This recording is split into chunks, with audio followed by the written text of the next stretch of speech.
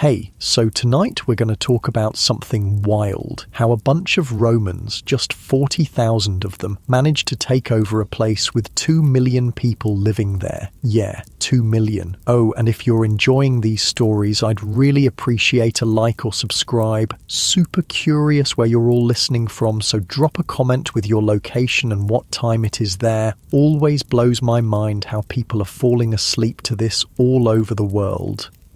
All right, find that cozy spot, take a nice slow breath, and just let your body sink into whatever you're lying on. We're heading back to ancient Britain, and trust me, you're going to be real grateful for that mattress by the time we're done. So, congratulations. You just woke up in Britain, the year is 43 AD.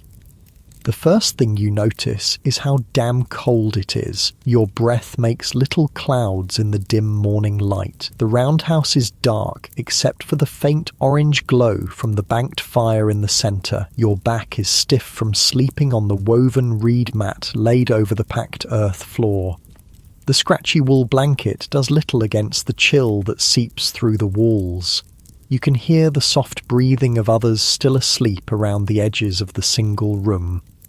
The smell hits you next. Wood smoke, mainly. It hangs in the air, caught under the high conical thatch roof. But there's also the earthy smell of the clay and wattle walls, the slightly sour scent of bodies, the lingering aroma of last night's stew, and something animal, maybe the goats tethered just outside. You sit up, wincing as your joints protest. The floor is cold beneath your bare feet, damp too. Recent rain has seeped under the walls in places.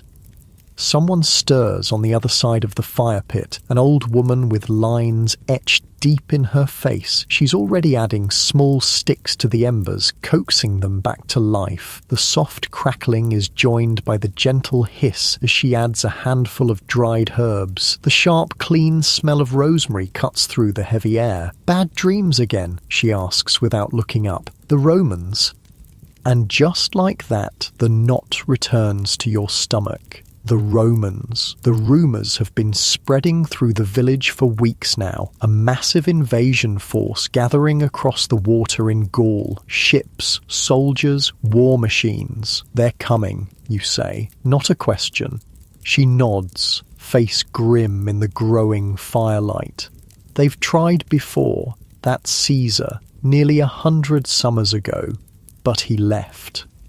He did. She pokes at the fire, sending sparks upward into the darkness. This one's different. This Emperor Claudius. He needs a victory. Needs it bad. The fire catches properly now, casting long shadows across the roundhouse. Outside, you can hear the village beginning to wake. The scrape of a door. The call of a child. The bleating of sheep. "What's it like?" you ask. "Being conquered." She gives you a hard look. "Your father would rather die than find out." Your father. The knot in your stomach tightens. He left 3 days ago with the other warriors, south to join with the tribal king's forces, to prepare. You help the old woman prepare the morning meal, simple porridge made from barley, cooked slowly in the iron pot, hung over the fire. The familiar routine is comforting. Grind the grain, add water from the clay jug, stir with the wooden spoon worn smooth from years of use. The others in the roundhouse wake as the smell of food fills the space. Your younger brothers, your mother with the baby. They move around in practiced patterns, avoiding bumping into each other in the cramped quarters. "Will they come here?" your youngest brother asks. His voice small. He's picking at his porridge, making little mountains and valleys. "Hush," your mother says quickly, but you can see the fear in her eyes too. After eating, you step outside into the cool morning air. The village is a cluster of roundhouses, some larger than others, arranged in a rough circle. Smoke rises from most of them now, thin grey fingers reaching for the cloudy sky. Beyond the houses are the fields. The barley and wheat are nearly ready for harvest, golden against the green hills beyond. Sheep graze on the slopes, white dots against the grass. It all looks so peaceful, so normal, but nothing is normal now. A shout from the edge of the village catches your attention. People are gathering, pointing to the south. Your heart jumps as you run to join them. It's not Romans, it's a messenger, one of your own people, a young man on a lathered pony. His face is drawn with exhaustion, streaked with sweat despite the cool morning. They've landed, he gasps as the village elders help him from his mount. 4 legions at Rutupii. The Cantiaci tried to stop them on the beaches, but he shakes his head. A murmur runs through the crowd. Rutupii, the natural harbour on the eastern shore. It's far from here, but not far enough. How many? Someone asks. Thousands, the messenger says, with more coming, and machines, war machines. He takes a deep drink from the water skin offered to him. The king has called for all warriors, every tribe. We must unite or fall.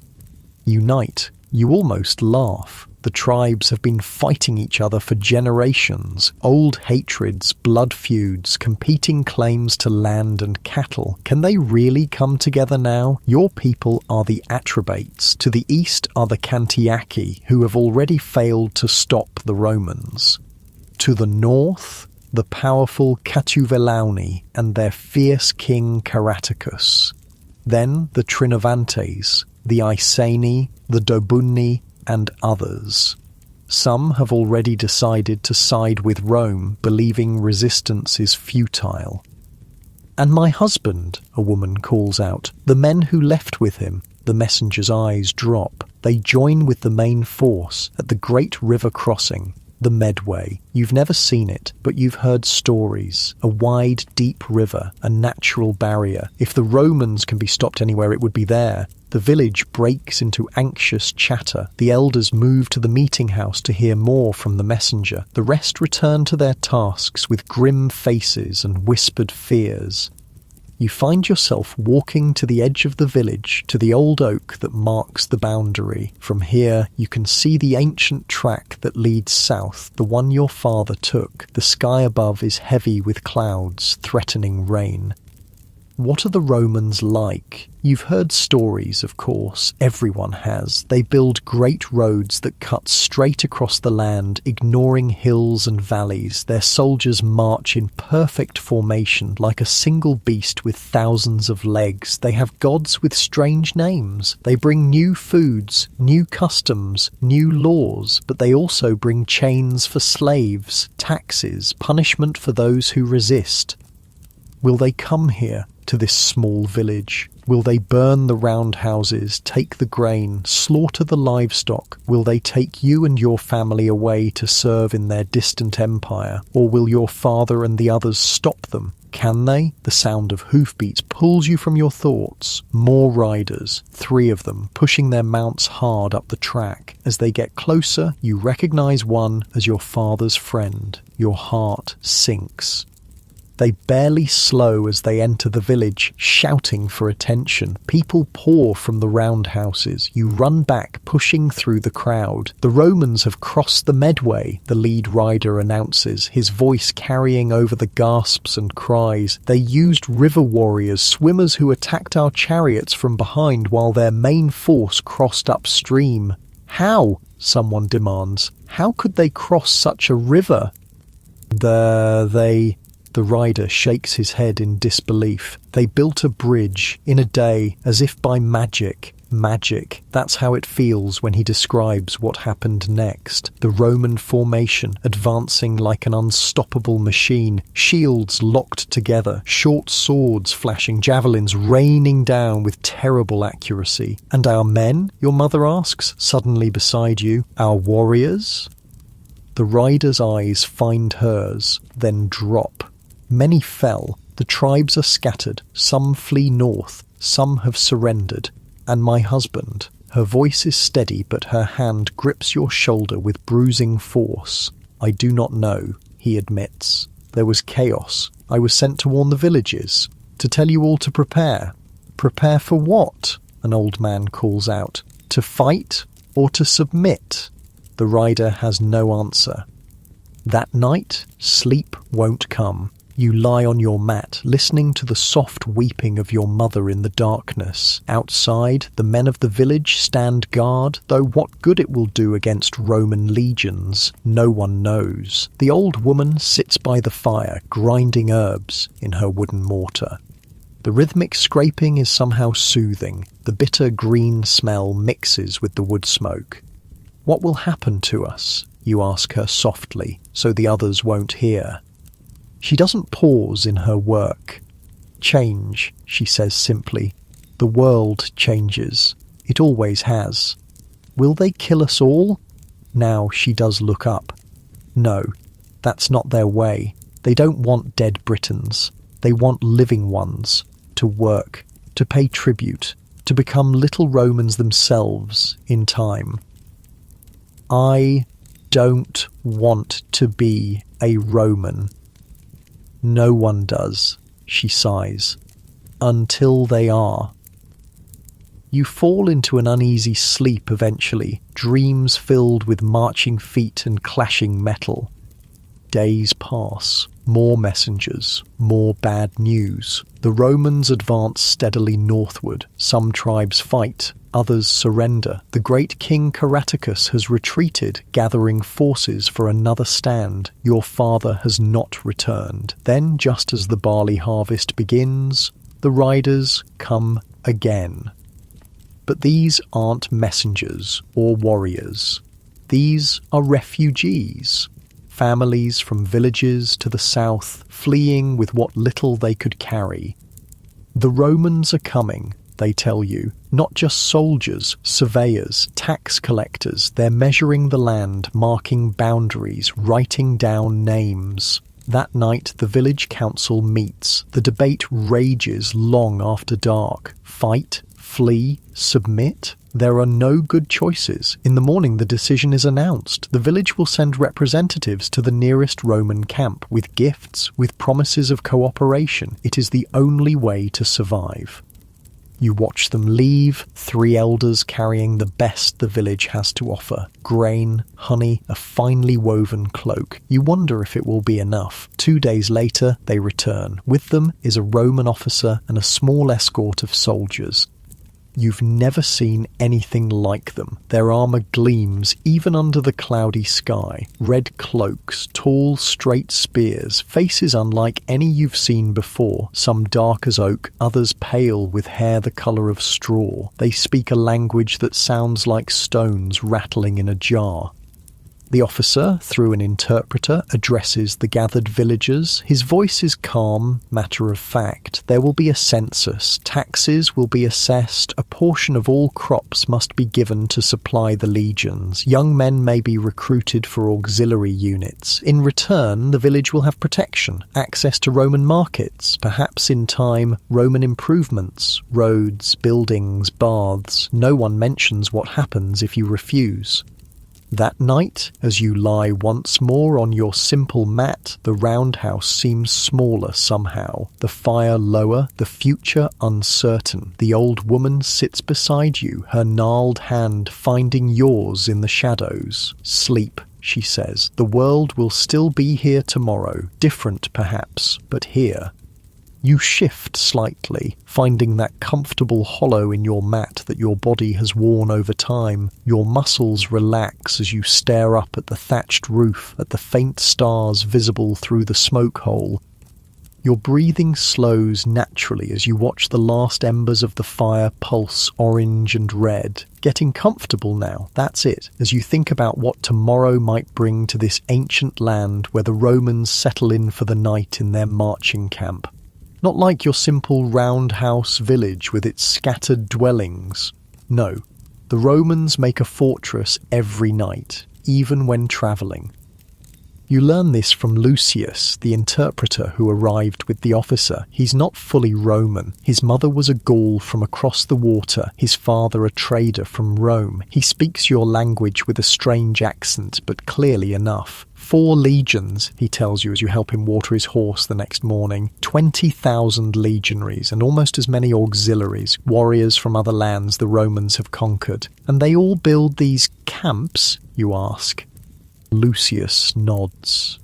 Every night, 3 hours of work, no matter how tired from marching. A ditch, a rampart, gates at the 4 directions, streets laid out in perfect lines. There's pride in his voice. No army in the world is like the Roman army. The Roman officer, Decimus, has taken over the meeting house. Maps are spread on the floor. The village elders point out local features: the river ford, the old hill fort, the sacred grove. Decimus makes notes on wax tablets with a metal stylus. His movements are quick, precise. Later, you watch from a distance as the Romans practice their drills in the village clearing. It's like a strange dance. Shields up, swords out, forward, back, thrust. They move as one, calling out responses to their leader's commands. They train every day, Lucius tells you. Rain or shine, summer or winter. Is that why they win, you ask? He considers this. Partly. But there's more. The Romans. He searches for the words. They don't just fight. They build roads, bridges, aqueducts, towns. They make places Roman. You try to imagine your village with straight streets and stone buildings. You can't. A week passes. Then another. More Romans arrive. Not soldiers this time, but officials. They count everything: the people, the livestock, the measures of grain, the acres of fields. Everything has value. Everything can be taxed. Your mother watches them with wary eyes. Still no word of your father. You catch her sometimes, staring south along the track, waiting. One evening, as autumn paints the trees with fire, a single rider approaches, not a Roman, one of your own people. His horse is stumbling with exhaustion. Your mother runs to meet him before he even dismounts. The village gathers, watching their urgent conversation. You can't hear the words, but you can read her face, the way her hand goes to her mouth, the way her shoulders suddenly sag. Your father isn't coming home. That night, the old woman helps prepare your father's body for the journey to the other world, though his body lies somewhere far away on a foreign battlefield. She burns sacred herbs in the fire, their sharp scent filling the roundhouse. Your mother cuts a lock of her hair and casts it into the flames. Your brothers cry. You don't. Can't. How did he die? You ask later, when the others are asleep. Or fighting, the old woman says simply. At the great river they call the Thamesis, the Thames. The king Caraticus made a stand there, tried to stop the Romans from crossing. She shakes her head. They built another bridge, more magic. And Caraticus? Is he dead too? No, fled west, they say, to the mountains. He'll gather more warriors. Try again. But her tone tells you what she really thinks. It's already over. The next day, Decimus announces that the village must provide 10 young men to serve as labourers. They'll help build the new Roman road that will connect the coast to the inland settlements, the road that will make it easier for more Romans to come. You're chosen, not asked, chosen. You leave 2 days later with the other selected youths, some from your village, others from neighbouring settlements. Your mother doesn't cry when you say goodbye. She has no tears left. She simply presses something into your hand, your father's knife, its bone handle worn smooth from years of use. Return, is all she says. The work camp is 3 days' march away. You sleep under the open sky, guarded by auxiliary soldiers, not Romans but Germanic tribesmen with long braided hair and strange blue symbols tattooed on their arms. They're not unkind, but they make it clear that running away would be unwise. The camp itself is a shock. Hundreds of workers, Britons like you, but also Gauls and others from across the empire. The noise is constant, the smells overwhelming. Sweat, dung, smoke, cook fires, unwashed bodies. The work is harder than anything you've known. Clearing trees, digging drainage ditches, breaking stones, carrying timbers. from dawn to dusk, with only brief breaks for watery porridge and hard bread. At night, you collapse onto a thin straw pallet in a crowded tent. Your hands are raw, your back screams, your shoulders burn. Sleep comes instantly, dreamless and deep. Days blur into one another. The road grows slowly, stretching like a pale scar across the green landscape. So straight. Unnaturally straight. The Romans don't go around hills or valleys. They cut through them or build over them. Why must it be so straight, you ask Gallus, the Roman engineer who oversees your section. He's older than the soldiers, with intelligent eyes and a grey-streaked beard. Because that is the Roman way, he replies, as if it explains everything. Then, seeing your confusion, he elaborates. The shortest distance between 2 points is a straight line. Time is valuable. Distance is valuable. We do not waste either. You learn more from Gallus over the weeks about Rome itself, a city of 1 million souls with buildings taller than the oldest oak trees, about the empire that stretches across 3 continents, about the Emperor Claudius, who ordered this invasion to prove himself to the Roman people. He came himself, you know, Gallus tells you one evening, as you help him check the day's measurements, crossed the water with war elephants. Can you imagine? Great beasts from Africa, tall as 3 men with noses like serpents. You can't imagine. It sounds like a tale meant to frighten children. It's true, Gallus insists. I saw them myself at Camulodunum. The tribes surrendered as soon as the elephants appeared, thought they were monsters or gods. Camulodunum, the ancient capital of the Trinovantes tribe, now the centre of Roman power in Britain. You've heard the Romans are building a great temple there, dedicated to their emperor, as if he were a god. Winter comes, but the work doesn't stop. The rain turns to sleet. The ground freezes. Still you dig. Still you break stones. Still the road extends. You learn other things too. How to speak basic Latin, how to use Roman tools, how to read Roman numerals, knowledge that might keep you alive in this new world. By spring, you've changed. Your body is harder, stronger, your mind sharper. You understand more about these invaders now, their strengths, and maybe their weaknesses. When the section of road is complete, Gallus selects you and 3 others to accompany him to Camulodunum. He needs assistance for his next project, a bridge across a tributary of the Great Thames. The journey takes 6 days along the new road. It's strange to walk so easily on the surface you helped create. No mud, no holes, just mile after mile of packed gravel over layered stone. You pass through lands that are already changing, Roman farms appearing beside British roundhouses, Roman goods being traded in village markets, Roman soldiers marrying British women. It happens everywhere, Gallus explains when you comment on this. First we conquer, then we settle, then we marry. In a generation, the children don't remember it was ever different.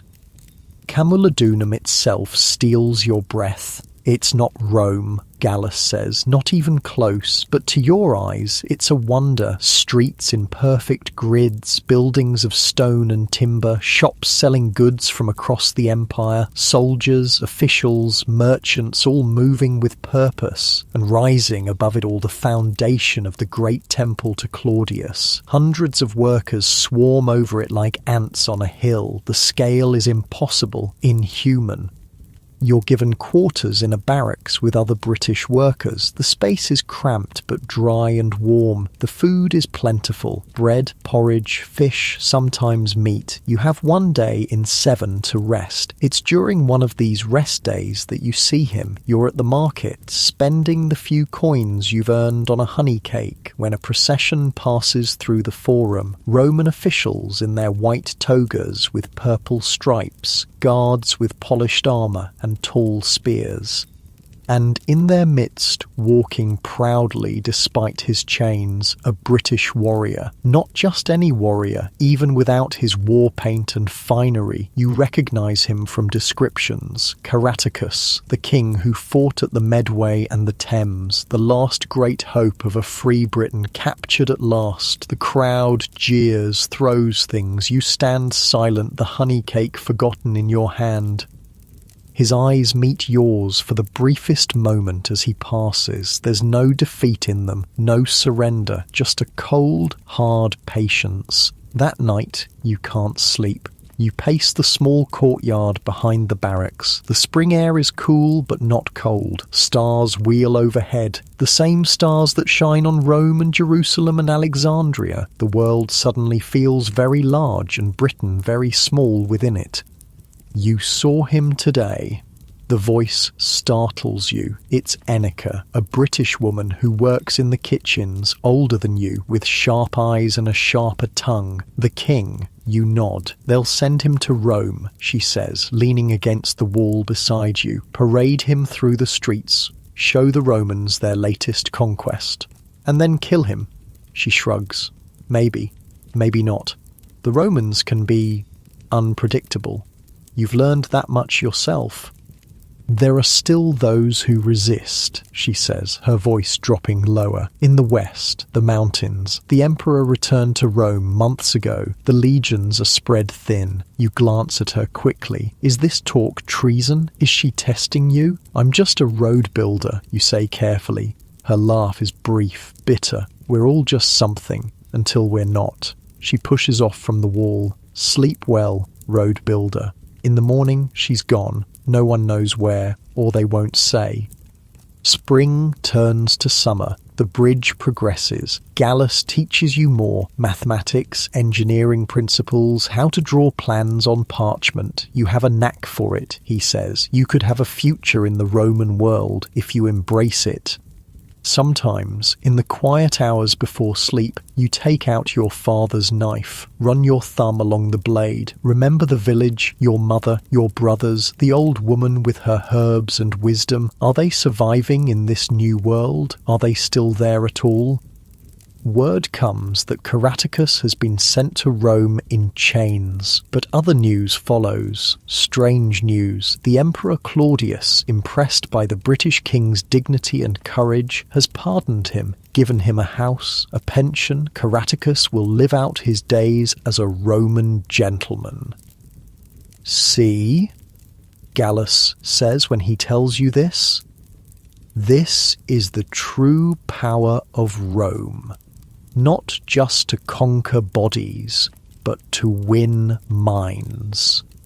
Summer wanes. The bridge is nearly complete. A graceful arch of stone that will stand for centuries, Gallus boasts. Your part in it is small but real. There's pride in that, despite everything. Then comes the message. A trader from your homeland region recognizing you at the market.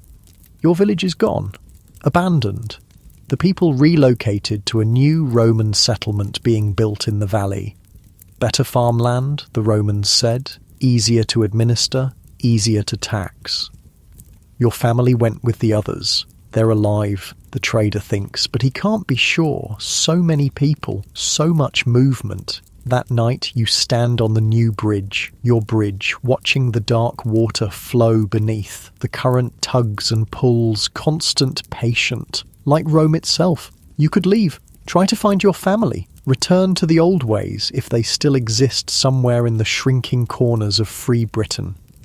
Or you could stay, become what Gallus believes you can be, a man of two worlds. Not fully Roman, perhaps, but no longer fully British either. Something new. The water offers no answers. Just flows on, indifferent to the empires that rise and fall along its banks. You return to your quarters as the moon rises. The barracks are quiet except for the soft snoring of tired men. Your pallet is thin but dry, the wool blanket coarse but warm. You lie back, feeling the day's aches settle into your muscles. Your breathing slows naturally. In, out. The familiar smells of the barracks, timber, sweat, the faint tang of metal fade as you close your eyes. Your body grows heavier, sinking into the simple bed. Getting comfortable now, finding that perfect position. Your thoughts drift between two worlds, the roundhouse of your childhood and the straight stone roads of your present. Just as you're about to drift deeper, a sound catches your attention. Footsteps, voices. You shift slightly, settling deeper as you strain to hear the whispered conversation outside the door coming from the street outside. Latin, spoken urgently. "Trouble in the west," a man's voice says. "The Silures tribe ambushed a grain convoy." Again, this voice you recognize, the barracks prefect. That's the third this month. They're getting bolder. The new governor wants reinforcements sent immediately. Their voices fade as they move away. You lie still, staring up at the wooden beams overhead. The Silures, a fierce mountain tribe from the western reaches, still fighting, still free. Something stirs in your chest. Hope? Loyalty to your people? Or just a vague restlessness after months of ordered Roman life? Morning comes too soon. Work begins as always, but the conversation haunts you throughout the day, as does the memory of Enica's words months ago. There are still those who resist. Gallus notices your distraction. "Something troubles you," he says, as you check measurements for the bridge's final arch. "No, sir." The lie comes easily now. You've learned that too from the Romans, to say what's expected rather than what's true. He studies you, then looks out across the river. "I was young when I first came to a conquered land," he says, unexpectedly. "Hispania. My father was a legionary who settled there after his service. The locals hated us." He smiles faintly at the memory. "Can't blame them, really." You say nothing, afraid of revealing too much. "It passes," he continues. "The hatred, the resistance. It always does. Rome is..." He pauses, searching for the right word. "Inevitable." That evening, returning to the barracks, you take a different route. Not the main street with its shops and taverns, but the narrow paths that wind behind the buildings where the servants and slaves move like shadows. A figure steps into your path, hooded, face hidden. Your hand goes to your father's knife, always at your belt. "Road builder," a woman's voice, familiar. The hood tilts back slightly. "Enica." You glance around quickly. No one nearby. "They said you'd gone." "I did. I came back." Her eyes hold yours. "There's someone who wants to meet you." "Who?" "A man who knew your father." Your heart stumbles. "My father is dead." "Yes, he died fighting at the Thames crossing. Bravely, they say." She steps closer. "His son might honour his memory." "It's a test. A dangerous one." "I'm just a road builder." "Yes." Her smile is knife-sharp. "Who knows Roman ways? Roman weaknesses?" So that's it. They want information. The resistance, the Silures or whoever still fights in the shadows. "I could report you," you say, more to buy time than as a real threat. "You could." She doesn't seem concerned. "Will you? Will you?" The question echoes in your mind as you stand frozen in the deepening twilight. Betray this woman and whatever resistance she represents? Or betray Gallus, who's treated you fairly, taught you valuable skills? "I need time," you say finally, "to think." She nods, seemingly unsurprised. 3 nights from now, the old shrine beyond the east gate, after the midnight watch change, she steps back into the shadows. Come or don't, but speak of this to no one. Then she's gone, leaving you alone with a choice that suddenly makes the bridge engineering seem simple in comparison. For 3 days, you go about your work as normal, or try to. Gallus comments again on your distraction, but doesn't press when you blame it on poor sleep. You watch the Romans with new eyes now, counting guards, noting patrol patterns, observing how the grain stores are protected, how messages are relayed, how the water supply is maintained, all the small details that keep this imperial machine functioning. And you think of your father, what would he want for you? Survival at any cost? Resistance to the bitter end? Or something in between? A life in this new world that somehow honours the old? The third night comes. The choice can't be delayed any longer. You slip out after dark when most of the barracks is asleep. The guards know you. You sometimes work late with Gallus, return after hours. They wave you through with barely a glance. The streets of Camulodunum are never truly quiet. Even at this hour there are people about, slaves running late errands, drunken soldiers returning from taverns, the occasional patrol.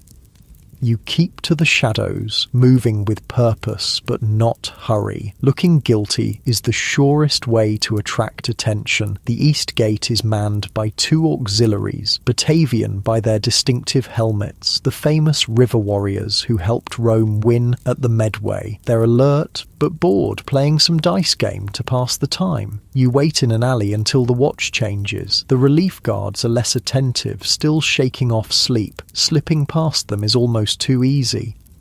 Beyond the gate, civilization quickly gives way to wilderness. There are farms, yes, but between them stretch woods and meadows, little changed since before the Romans came. The old shrine is a small stone circle atop a gentle hill 1/2 mile from the town walls.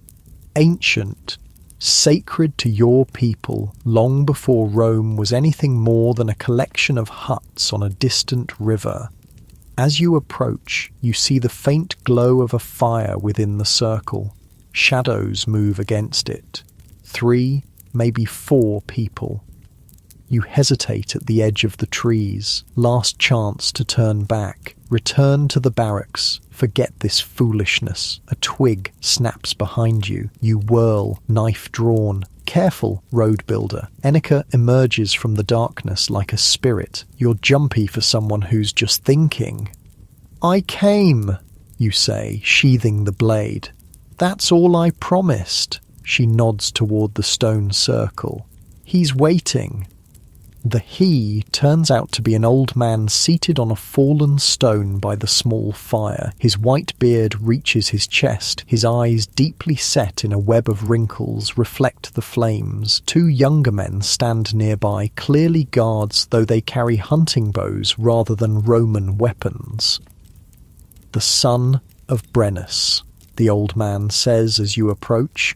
His voice is surprisingly strong. "You have your father's look about you. You knew him."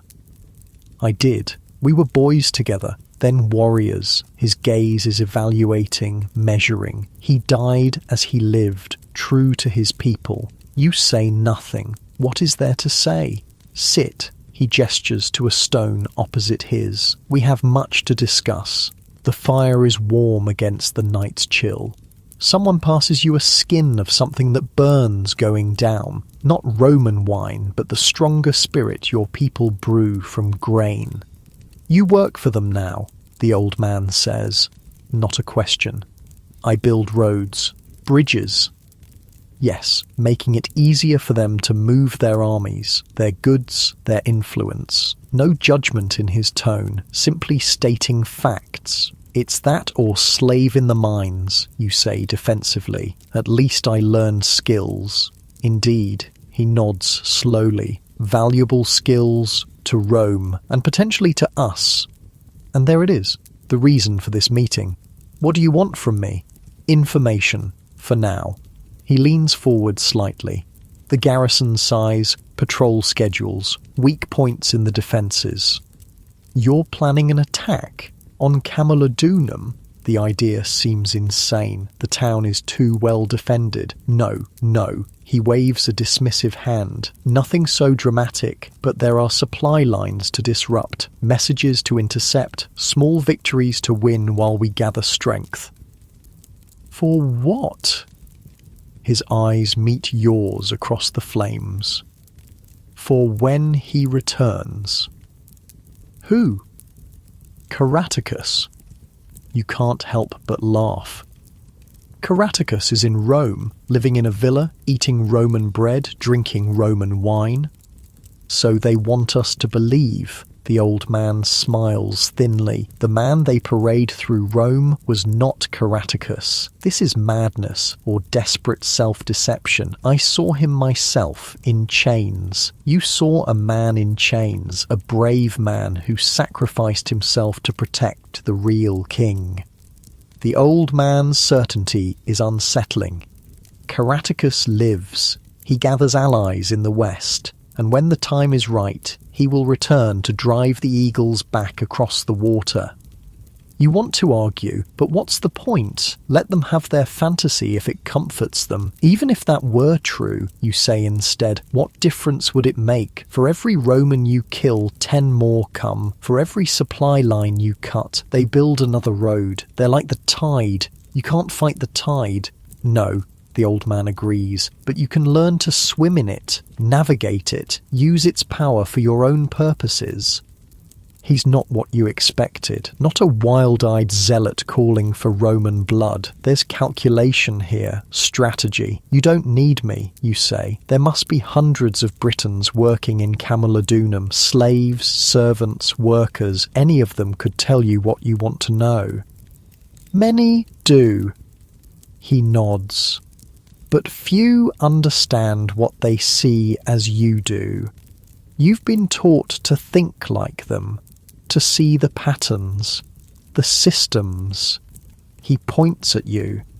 Gallus has trained you well. The mention of your mentor's name is jarring. You've been watching me. Of course, since you arrived. He gestures to Enica. We have eyes everywhere. The conversation continues long into the night. They ask questions, specific, detailed questions about the town's defences, the bridge construction, the movement of officials. You answer some, deflect others, neither committing fully nor refusing outright. Dawn approaches before they seem satisfied. As the eastern sky lightens, the old man rises stiffly. Think on what we've discussed, he says. We'll contact you again, soon. And if I refuse, you ask? If I report this meeting? His smile is sad. Then many will die, including, eventually, you. He rests a gnarled hand on your shoulder. But I don't think you'll refuse. You are your father's son, and the blood of Britain still flows in your veins, no matter how Roman your mind has become. You return to Camulodunum as the town awakens. The guards at the gate are changing again. They nod to you, just another early worker heading to his job. Gallus is already at the bridge site when you arrive, looking over the previous day's progress. He glances up as you approach. You look terrible, he observes bluntly. Sick? Couldn't sleep, you reply. At least that's not a lie. He studies you a moment longer, then turns back to the plans. The final archstones arrive today. We'll begin setting them at midday. The work proceeds as normal. Your hands move through familiar tasks while your mind circles endlessly around the choice before you. Betray Rome, which, despite everything, has given you a place, skills, a future of sorts. Or betray your people, your heritage, your father's memory. Is there no middle path, no way to survive this new world without losing yourself entirely? The answer comes to you gradually as the day progresses. By evening, as you help Gallus pack away the surveying tools, you've made your decision. Sir, you say carefully, there's something you should know. He looks up, eyebrows raised. There's talk among the British workers, rumours. You choose each word with precision. About resistance in the West. The Silures. He nods. Nothing new there.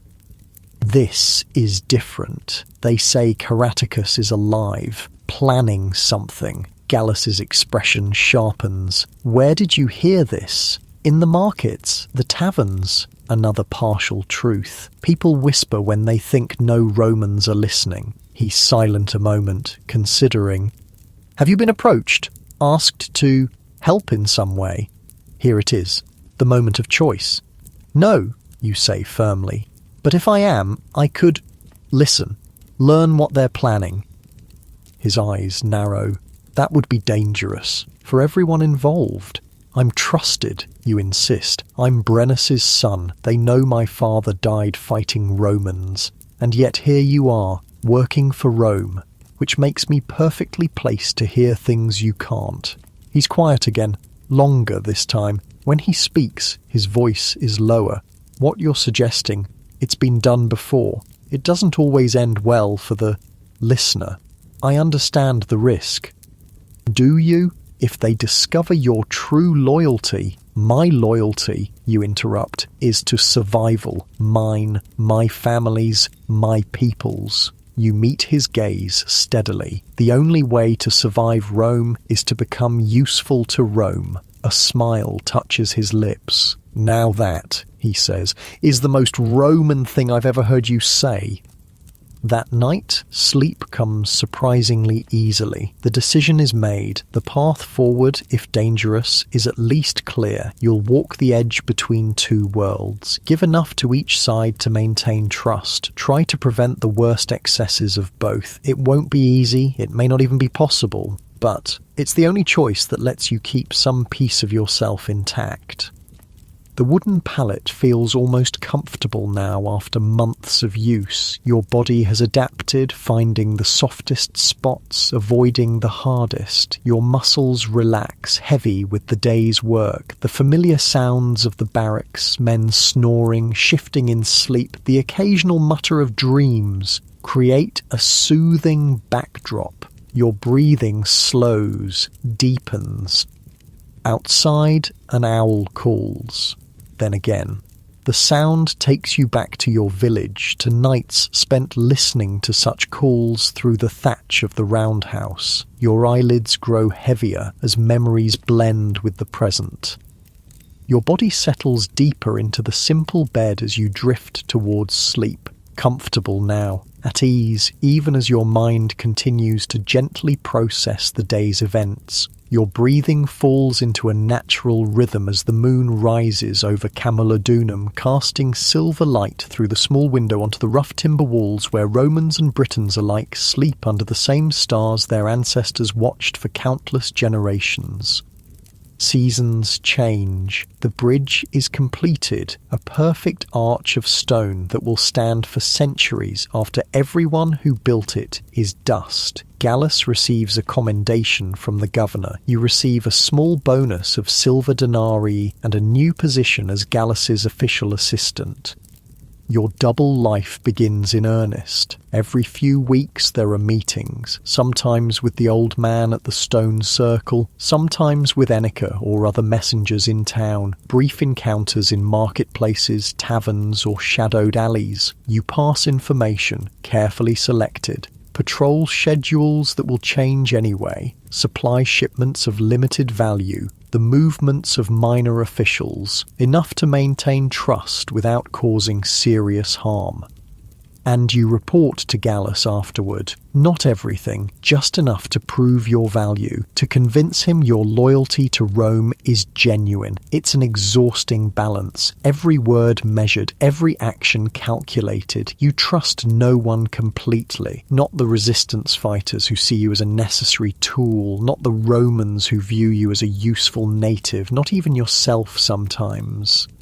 Yet there are moments of genuine connection. Gallus teaches you more advanced engineering principles, how to calculate load-bearing weights, how to design aqueducts that will carry water for miles using nothing but gravity, how to create buildings that seem to defy nature itself. You have a gift, he tells you one evening as you pore over plans for a new project, a Roman-style bathhouse for the growing settlement. A rare mind. In Rome, you could be more than an assistant. You could design great works yourself. The thought is both tempting and terrifying. Rome, the heart of the empire. So far from everything you've known. Perhaps someday, you say non-committally, Then there's Enica. Your meetings, though ostensibly about resistance business, sometimes linger. You talk of other things, your childhoods, your hopes, your fears for the uncertain future. I was to be a priestess, she tells you one night as you walk along the riverbank, far enough from town to speak freely. Before the Romans came, I was training with the Druids. The Druids, the sacred class, keepers of knowledge, law, and ritual. The Romans have outlawed them, hunted them. Many fled to the Western Islands. What happened, you ask? Her face hardens. Soldiers came to our sacred grove, looking for rebels, they said. There was a misunderstanding. She touches a faint scar along her jawline. I was lucky. Others weren't. You don't press for details. Some wounds are best left undisturbed. And now, you ask instead? She shrugs. Now I serve food to Romans by day and plot their downfall by night. Her smile doesn't reach her eyes. We adapt or die, yes? Isn't that what your Roman mentor teaches?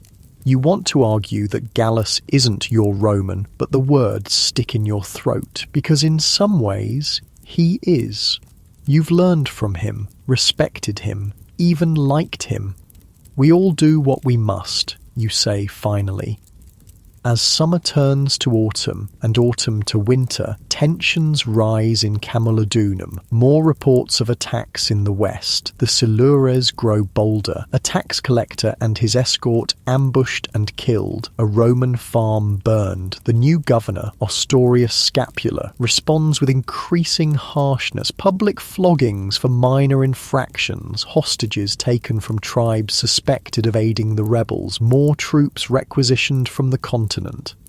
It will get worse before it gets better, Gallus tells you grimly after a particularly brutal punishment. A British merchant executed for allegedly supplying weapons to the resistance. Scapula is not a man of half measures. You learn through your resistance contacts that a major operation is planned. Something bigger than the usual hit-and-run attacks. Something meant to shake Roman confidence, to show Britain is not yet conquered. But details are scarce. Even the old man seems uncertain when you meet him at the winter solstice. Plans change, is all he'll say. Best you don't know too much. You report this vague threat to Gallus. As expected, he passes it up the chain of command. Security tightens around key Roman installations. Patrols increase, and then nothing happens. Weeks pass. The expected attack never comes. False information, the prefect says dismissively when Gallus inquires. Or they lost their nerve. But you're uneasy. This doesn't feel like a false alarm or a failure of nerve. It feels like a change of strategy. Your answer comes on a bitter January morning, not with fire and swords, but with a whisper that races through the British quarter of Camulodunum. Caraticus has taken a legion's eagle. The eagle, the sacred standard of a Roman legion, more than a symbol, it's the embodiment of the legion's honour, its very soul. No greater shame can befall Roman soldiers than to lose their eagle. The details filter through over the following days. A daring raid on a legion camp far to the west. A night attack during a storm. The sacred eagle stolen from the commander's tent while the legion slept. Is it true, you ask Gallus when you finally dare to broach the subject, about the eagle? His face is grim. Yes, the 9th. Scapula is displeased. An understatement. The governor is furious. His retribution is swift and terrible. Suspected sympathizer villages burned, tribal leaders executed, bounties placed on known resistance members. Your position becomes even more precarious. The Romans watch their British workers with renewed suspicion. The resistance, emboldened by success, pushes for more information, more access, more risk. We need to know the governor's movements, Enneke tells you during a hasty meeting in a crowded market. When he travels, his escort size, his routes. You pull back, alarmed. That's assassination talk. She doesn't deny it. Would that trouble you after all you've seen? Would it? You're not sure anymore. The lines you once drew so carefully have blurred over time. It's suicide, you say instead. Kill Scapula and Rome sends someone worse, with more legions. Perhaps her eyes hold yours, or perhaps it shows Rome that Britain will never be truly conquered, that holding this island will always cost more than it's worth. You don't report this conversation to Gallus. You tell yourself it's because there's nothing concrete to report. Just talk. Speculation. But the truth is darker, more complicated. Winter deepens. The Thames freezes for the first time in living memory. Work on the bathhouse slows but doesn't stop. Romans are determined that way. Not even ice and snow will prevent progress. You're checking the foundation measurements one grey afternoon when a messenger finds you. Not a resistance contact, but an official Roman courier. Gallus requires your presence, he says formally, at the governor's residence, immediately. Your heart stutters. Have you been discovered? Is this arrest? Execution? You follow the courier through streets made narrow by snowbanks. The governor's residence, once the palace of a British king, looms ahead, its timber and stone construction an uneasy blend of native and Roman styles. Guards check you for weapons before allowing entry. Inside, braziers fight against the winter chill. Walls that once held British war trophies now display Roman military standards and imperial busts. Gallus waits in a side chamber, along with two men you don't recognise. One wears the insignia of a senior centurion, the other the plain tunic of a civilian, but his bearing suggests authority. Ah, there you are. Gallus's tone is neutral, giving nothing away. Gentlemen, this is the assistant I mentioned. The plain-clothed man studies you with unnervingly direct eyes. This is the Briton who's been providing information about the resistance. So that's it. Your role as informant is being evaluated, but by whom? Yes, Procurator, Gallus answers. He's been most reliable. Procurator, a high civilian official then, possibly the governor's direct representative for financial matters. And you trust him? The centurion sounds sceptical. After that business with the eagle, I wouldn't trust any of them. With respect, Centurion, Gallus says carefully, making enemies of all Britons serves no one, especially Rome. There are those who see cooperation is in everyone's interest. The procurator nods thoughtfully. Indeed, which brings us to the matter at hand. He turns to you. We have received information about a gathering. Rebels. Planning further actions against Roman authority, tonight at an old sacred site east of the town. The stone circle. Your blood runs cold. We intend to capture them, the centurion says with evident satisfaction. All of them, and you will help us. Not a question, a statement. How? Your voice sounds distant to your own ears. You know this place, the procurator says. You've met these people before. You will attend this meeting as expected, learn what you can, then signal our men when all the rebels are present. The trap is elegant in its simplicity, and you have no way to refuse without revealing your divided loyalties. When, you ask, playing for time, for thoughts, for options that don't end in tragedy. You'll leave at dusk, the centurion says. A squad of my best men will follow at a distance. When the time is right, you'll signal with this. He hands you a small bronze mirror. Catch the moonlight, 3 flashes, we'll do the rest. You take the mirror numbly. There must be a way out of this, some path that doesn't end with the old man, Enneke, and the others in chains, or with you exposed as a traitor to Rome. I understand, you say, because it's the only thing you can say. Gallus walks you part of the way back to the work site. Snow has begun to fall again, soft flakes that catch in your hair and melt on your skin. Be careful tonight, he says quietly when you're alone. These are dangerous times. You search his face for some hidden meaning, some acknowledgement of the impossible position you're in, but his expression reveals nothing. I always am, you reply. The hours until dusk pass with excruciating slowness. You go through the motions of work, your mind racing through scenarios, possibilities, potential escapes. None seem viable.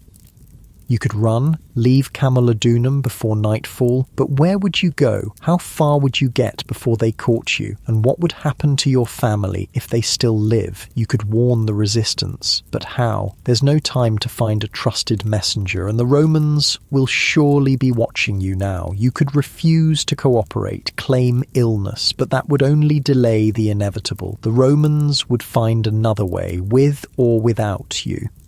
Or you could do as they ask. Betray the people who, despite everything, are your people, who fight for a Britain free of Roman rule, even if that fight seems hopeless. Dusk arrives. With it, a squad of 8 soldiers, not in uniform, but clearly legionaries by their bearing. Their leader, a scarred veteran named Rufus, gives you curt instructions. We follow at 50 paces. You enter the circle alone, as usual. When all rebels are present, give the signal, then get down. Stay down until it's over. The journey to the stone circle is a nightmare. Snow has stopped falling, but the night is bitter cold. The moon, nearly full, casts blue-white light across the frozen landscape. Perfect conditions for an ambush.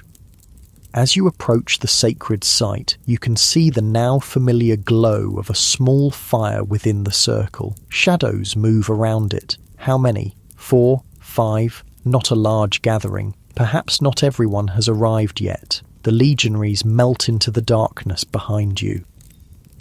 Alone now, you walk the final distance to the circle, each step feeling like a betrayal. The old man is there. As always, Enneka too.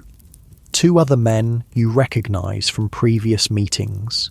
They nod in greeting as you enter the sacred space.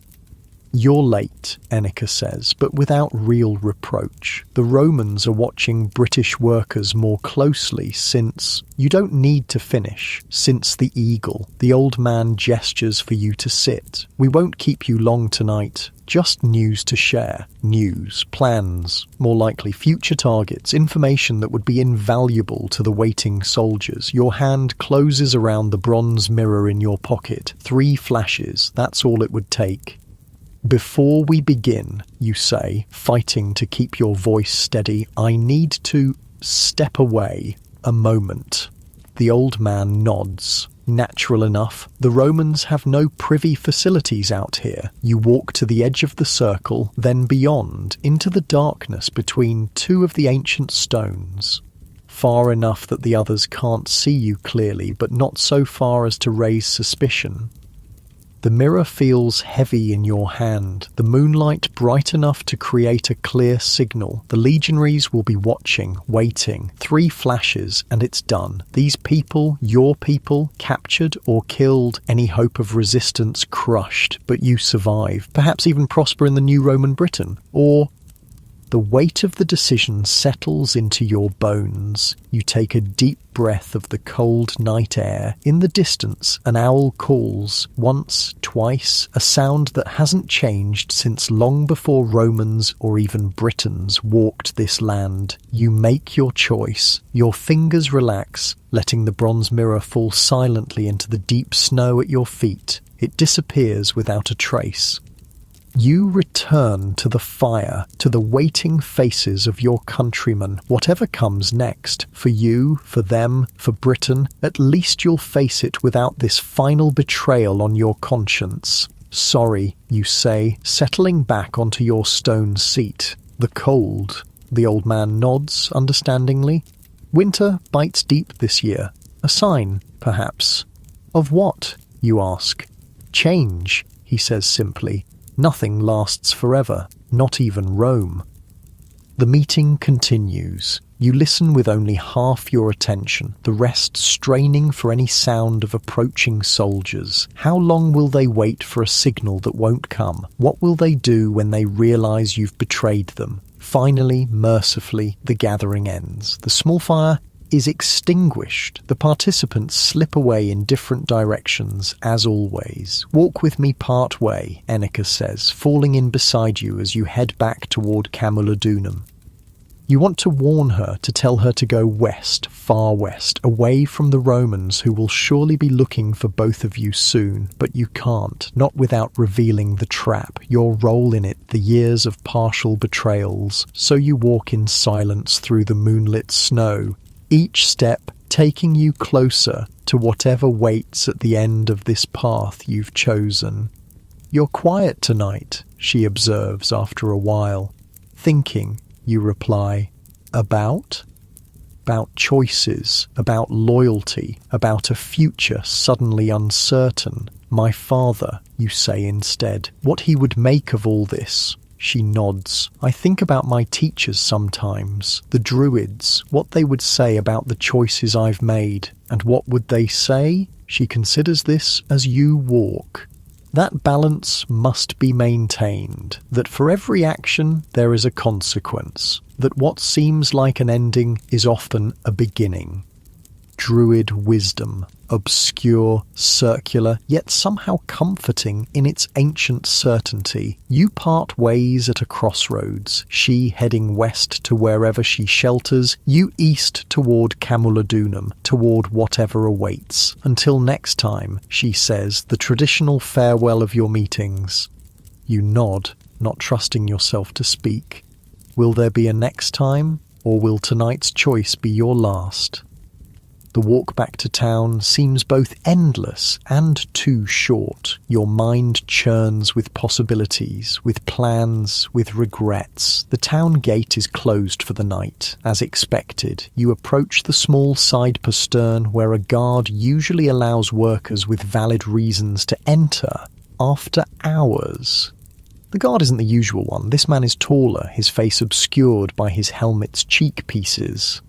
Purpose? He asks gruffly as you approach.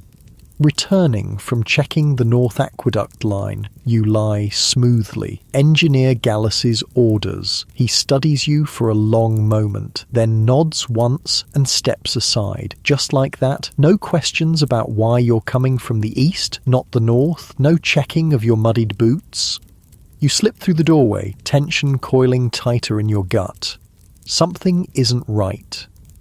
The streets are quiet, too quiet for even this late hour. No patrols, no revellers stumbling from taverns, just empty, silent darkness. You take side streets, alleys, the paths least travelled. Your hand stays near your father's knife, though what good it would do against Roman swords, you can't say. The barracks comes into view, no lights in the windows, everyone asleep or empty. You approach cautiously, every sense straining for danger. The door is unlatched. It swings open at your touch, revealing darkness beyond. Gallus, you call softly, stepping inside. Silence answers. Then a faint scrape of metal on stone. You turn, but too late. A shape lunges from the shadows. Pain explodes across the back of your head. The world tilts, spins, fades. Your last thought before darkness claims you is oddly peaceful. At least the choice is out of your hands now. You dream of the roundhouse, of firelight on clay walls, of herbs drying from roof beams, of your mother's voice singing softly in the darkness. When consciousness returns, it comes slowly. First, sensation. You're lying on something soft, not your barracks pallet. Finer. Then smell. Herbs, unfamiliar, yet pleasant. Sound follows, quiet breathing nearby, not your own. You open your eyes, blink against unexpected daylight. You're in a room you don't recognize, small but well-appointed. A Roman room with plastered walls and a tiled floor. A window lets in winter sunlight, and beside the bed, in a simple wooden chair, sits Gallus, your muscles tense, ready to flee, fight, something. But pain lances through your skull at the movement. You groan. Careful, Gallus says, his voice neutral. The physician says you need rest. What? Your throat is dry, your voice a croak. What happened? He passes you a cup of water. You were attacked just outside the barracks 2 nights ago. 2 nights? You've lost days? Who? You manage after drinking? Unknown assailants? Presumably robbers. His eyes tell a different story. This is the official version for whoever might be listening. The mirror, you say, remembering suddenly. I lost it. In the snow. Yes. He nods slowly. Most unfortunate. The operation was unsuccessful as a result. So, the legionaries waited, received no signal, eventually returned empty-handed, and found you gone. The procurator was displeased, Gallus continues. The centurion even more so. They had questions. You can imagine those questions, pointed ones, possibly accompanied by pointed implements. What did you tell them? You have to know. That you were a loyal servant of Rome, that you'd never failed in a task before, that the attack on you suggested the rebels somehow knew of the plan. He'd defended you, despite the obvious implications. Why? The question slips out before you can stop it. Gallus is quiet for a long moment. When he speaks, his voice is so low you have to strain to hear. I was young once, in a conquered land, faced with impossible choices. He meets your eyes. I made my share of mistakes, but I survived, learned, adapted. Is he saying what you think he's saying? That he too once walked the knife edge between 2 worlds? Rest now, he says, rising from the chair. We'll speak more when you're stronger. He moves to the door, then pauses. Oh, and when you're well enough to travel, I've arranged a new posting for both of us at Londinium. The governor is establishing a major settlement there. They need engineers. Londinium, the new Roman town being built on the Thames, far from Camulodunum, from the resistance connections here. A fresh start. Thank you, you say, not sure what else to say.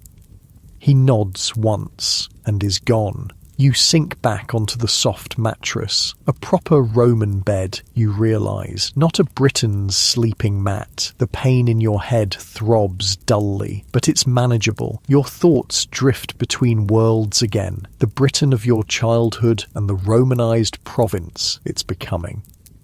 Your breathing slows naturally as the winter sunlight warms your face through the window. Your body feels heavy, tired, despite the days of unconsciousness. The scented herbs, lavender, you think, and something else, something Roman, fill your senses. Comfortable now, you feel yourself drifting back towards sleep, healing sleep. Your limbs grow heavier as tension releases from muscles you didn't know were tight. Settling deeper into the unusual comfort of a Roman bed, you find yourself thinking that adaptation doesn't have to mean surrender, that survival isn't the same as defeat, that perhaps there's a way to carry the best of both worlds forward into whatever comes next. Your breathing deepens, slows. Your eyes grow heavy as you gaze up at the plastered ceiling, so different from the thatch of your childhood home. Yet the sky beyond the window is the same sky, the sun, the same sun. Some things change, some endure. You shift slightly, finding that perfect position where the pain in your head subsides to a distant whisper, getting more comfortable as your thoughts turn to what Londinium might hold and what future might await a person caught between 2 worlds. Spring arrives before you're fully healed. The blow to your head was worse than initially thought. Headaches plague you. Memory sometimes slips. The physician, a Greek man with gentle hands and stern instructions, insists on further rest.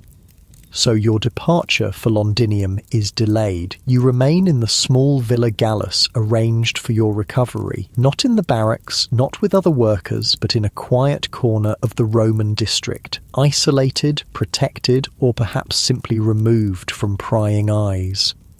Gallus visits when his duties allow, bringing news, books, the occasional treat from the markets. You learn that the resistance suffered losses in your absence. The old man captured in a raid, others scattered, Enica's fate unknown. You never speak directly of what happened that winter night at the stone circle, of the choice you made, of the mirror buried in snow, but you think Gallus knows, just as you suspect he's made similar choices in his own past. The procurator has been recalled to Rome, he tells you during one visit. Disagreements with the governor about administrative methods. His tone suggests there's more to the story. Administrative methods likely means how harshly to treat the native population, how many to execute as examples, how much tax to extract from already struggling communities. And the centurion, you ask, the man who planned the ambush at the stone circle. Reassigned to the northern frontier, Gallus's smile is thin, where his particular skills are more needed. You understand the unspoken message. Your enemies, or at least the most dangerous ones, are gone, for now. By late spring, the physician finally pronounces you fit for travel. Not fully healed, that may take years, if ever, but well enough to resume work, to begin again in a new place. The journey to Londinium takes 3 days along the new Roman road. You travel in a small party, Gallus, yourself, 2 servants and 4 auxiliary guards, not for protection against bandits you suspect, but to ensure you actually arrive at your destination. Londinium is a revelation. Unlike Camulodunum, which was built upon an existing British settlement, this is a purely Roman creation. Barely a decade old, but growing rapidly where the Thames narrows enough to bridge. The bridge itself is your first sight of the town, a marvel of timber engineering spanning the mighty river. Barges and boats crowd the water below. The banks teem with activity, warehouses, wharves, markets, all buzzing with commerce. Impressed? Gallus asks, noting your expression as you cross the bridge. It's so new, you reply. Where Camulodunum felt like a Roman mask placed over a British face, this is something entirely different. A piece of Rome transplanted to British soil. The governor believes this will be the centre of the province eventually, Gallus says. Better positioned for trade, easier to defend, room to grow. Your new quarters are small but private, attached to a warehouse near the river. Your new duties are challenging but clear. Assist in designing drainage systems for the expanding town, supervise construction crews, ensure Roman standards are maintained. No more resistance contacts, no more coded messages, no more moonlit meetings at ancient stone circles. Just work, Roman work, building a Roman town on British land. Is this surrender, acceptance, or simply survival? Weeks pass, then months. You settle into the rhythm of this new life. The headaches diminish, though never entirely vanish. Your skills improve under Gallus's continued tutelage. You learn more about your mentor too, how he came to Britain with the invasion force as a military engineer, how he requested to stay when his service ended, seeing opportunity in this new province, how he never married, devoting himself instead to his work, his books, his quiet appreciation of both Roman comforts and British landscapes. Do you miss Rome? You ask him one evening as you share a meal at his modest home. He considers this, swirling wine in his cup. I miss certain aspects, the baths, the libraries, the theatres, a small smile. But Rome is crowded, competitive, political. Here, there's space, opportunity, fewer eyes watching your every move. You understand completely. Summer arrives. With it, news from across the province. The resistance continues in the west, though diminished. Caraticus, or someone claiming to be him, remains elusive in the mountains. The 9th Legion's eagle is still missing, a continuing embarrassment to Rome. But here in Londinium, such concerns feel distant. The town grows visibly week by week. Timber buildings rise along carefully surveyed streets. Wells are dug, sewers laid. A forum takes shape at the centre. Roman civilization, literally under construction, and you help build it. With every drainage ditch, every foundation, every surveyed street, you extend Roman order across British soil. The irony isn't lost on you. One hot afternoon, supervising a crew excavating a new well, you notice a woman watching from across the street. Something in her stance, the way she holds herself, catches your attention. Enica, your heart jumps. You find an excuse to dismiss the workers for a water break, then cross to where she stands in the shadow of a half-built shop. "You're alive," you say, not bothering with pleasantries. "As are you." Her eyes search your face. "We heard you were killed after the ambush failed." Or nearly was. You touch the back of your head involuntarily, where a ridge of scar tissue now hides beneath your hair. "What are you doing here? It's dangerous." "Where isn't?" She glances around, ever cautious. "I came to warn you and to ask for help." Of course. Why else would she risk exposure? What kind of help? You already know you'll give it, whatever it is. Despite everything, despite the years of half-truths and divided loyalties, she is still your people, still Britain. "Passage west," she says, "for myself and 3 others. The resistance here in the east is finished. We need to reach Caraticus, so he is alive, or at least she believes he is. I'm an engineer, not a smuggler," you say, but without conviction. "You have access, knowledge of routes, which roads are patrolled, which aren't." Her hand brushes yours, a fleeting touch. "Please. You should refuse, should walk away, return to your Roman life, your Roman future, but..." "Meet me tonight," you say, making a decision that could undo everything. The old oak by the west gate, after the midnight watch change. Her smile is brief but genuine. "Thank you." She's gone before you can change your mind. That night, you help 4 British fugitives slip past Roman guards and onto a trader's wagon bound for the Western Territories. You don't ask their names or their crimes against Rome. Better not to know. Enica is the last to climb aboard. In the moonlight, her face is shadowed, mysterious. "Come with us," she says suddenly, surprising you. "Your skills would be valuable, and you don't belong here, building Roman towns." For a moment, you're tempted to leave this compromise of a life, to fully commit to one side of the divide you've straddled for so long. But the moment passes. "I belong nowhere," you tell her honestly. "Not fully British anymore, not ever truly Roman." "Then make a new place," she insists, "with your own people." "My people are scattered," you say. Some dead, some enslaved, some becoming Roman. The world changes, Enica. We change with it or we break against it. She studies you for a long moment. Your Roman speaks through you now.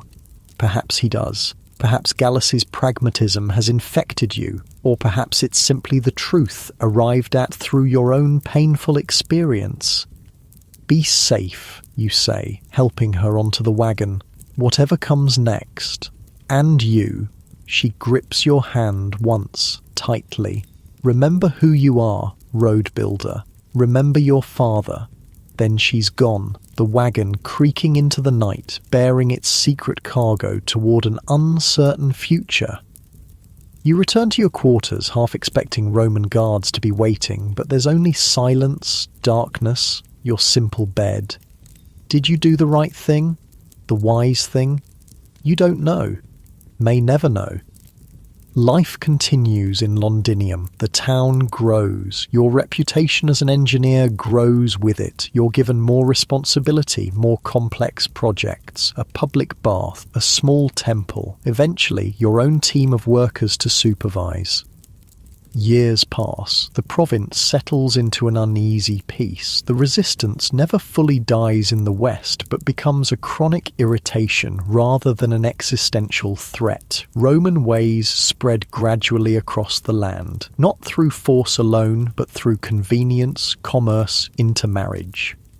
You receive word that your mother and brothers are alive, resettled in a new Roman-style village where your home once stood. They have a stone house now, grow Roman crops. Your youngest brother speaks Latin better than British. Gallus ages, his hair turning fully white, his back beginning to stoop. But his mind remains sharp, his friendship a constant in your changing world. "I'm recommending you for promotion," he tells you one day as you inspect the newly completed forum together. Principal engineer for the Eastern Territories, based here, but with authority throughout the region. You're stunned. That's a position for a Roman citizen. "Yes." His eyes twinkle. "Which is why I've also recommended you for citizenship. The governor has approved it. The ceremony is next month. A Roman citizen, you, the son of Brennus, who died fighting legionaries at the Thames crossing. What would your father say? What would the old man from the stone circle think? What would Enneka call you now? But they are ghosts, echoes of a Britain that's fading year by year. This is the new reality, the province of Britannia.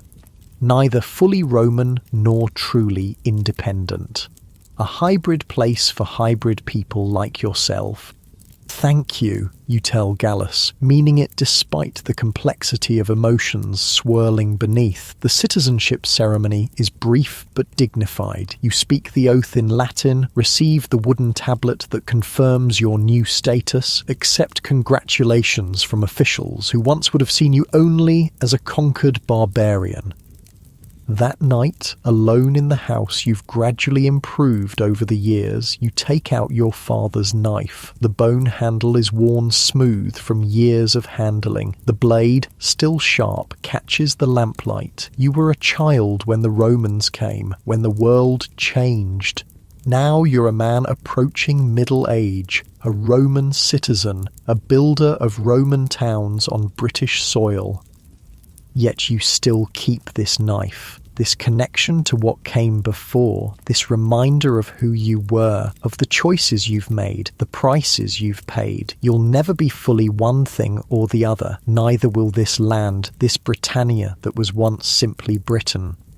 The old and new will continue to blend, to clash, to reconcile in unexpected ways. Roman order and British spirit. Imperial power and island independence.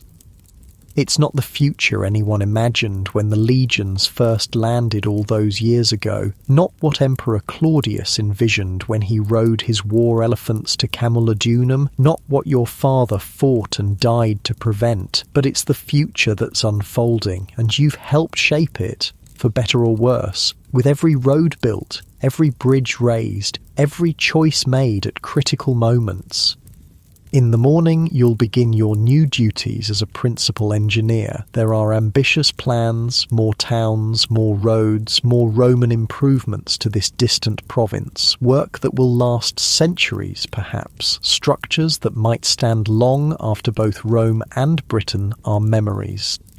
But for now, in the quiet of your room, you place the knife carefully back in its hiding place, a relic of a different time, a touchstone to remember where you came from, even as you move forward into what will be. You extinguish the lamp. Darkness settles around you, comfortable and familiar. You've come a long way from that cold morning in the roundhouse when you first heard the Romans were coming. Your bed is Roman style now, raised off the floor, with a proper mattress stuffed with wool. No more sleeping mats on packed earth. Your blanket is fine woven cloth, not rough homespun. The roof above is tiled, not thatched, yet as you settle back against the pillow, your body remembers those simpler beds of childhood, how you found comfort, even on hard surfaces, how sleep came easily after days of physical work. The weight of the day's events, the ceremony, the memories, all settle into your limbs, making them heavy against the mattress. Your breathing slows naturally, finding its own gentle rhythm. The sounds of Londinium fade as night deepens. No more cartwheels on stone streets, no more voices calling, just distant owl calls, so similar to those you heard as a child, reminding you that some things remain unchanged, despite everything. Your eyelids grow heavy now as you gaze up at the shadowed ceiling. The tension in your shoulders melts away, sinking down into the mattress. Each breath comes a little deeper, a little slower. Your mind drifts between worlds, the Britain of your childhood and the Britannia of your present. The roundhouse and the Roman villa. The past and the future. All existing together in this moment of perfect stillness. Let your thoughts become like clouds passing in a summer sky. No need to hold on to them, no need to follow them, just watching them drift by as your body grows heavier, more relaxed. The weight of your head against the pillow feels just right, perfect. Your jaw softens, your forehead smooths, even your tongue rests easily in your mouth. Feel that delicious heaviness spreading through your arms now, down to your fingertips. So heavy you couldn't lift them if you tried, but there's no need to try. Just let them rest. That same comfortable weight flows through your chest, your stomach, your hips. Everything releasing, surrendering to gravity's gentle pull. And now your legs, growing heavier with each breath. Your knees, your calves, all the way to your feet, so completely relaxed. As your body settles deeper into sleep, your mind can drift to peaceful places, perhaps to the ancient forests of Britain where druids once walked among sacred groves, or to the straight Roman roads stretching toward distant horizons. It doesn't matter where. Both worlds are part of you now. Both stories live in your blood, your bones, your breath. Let sleep carry you now, deeper and deeper, like a leaf on a gentle river, flowing effortlessly toward dreams, toward rest, toward peace. The ancient Britons believed that in sleep the soul could travel beyond the body, that dreams were journeys through other worlds. The Romans believed sleep was a small death, a brother to the final rest that awaits us all. Both were right in their way. Sleep is a journey, a release, a small surrender that renews us. So surrender now to that heavy, peaceful feeling. Let your breathing become so slow, so deep that it seems to stop entirely for moments at a time. Let your heart beat gentle to a quiet rhythm that matches the pulse of the earth itself. Sleep now, deep and dreamless, safe in the knowledge that whatever changes come, to you, to this land, to the world beyond, some part of you remains connected to all that was, all that is, all that will be.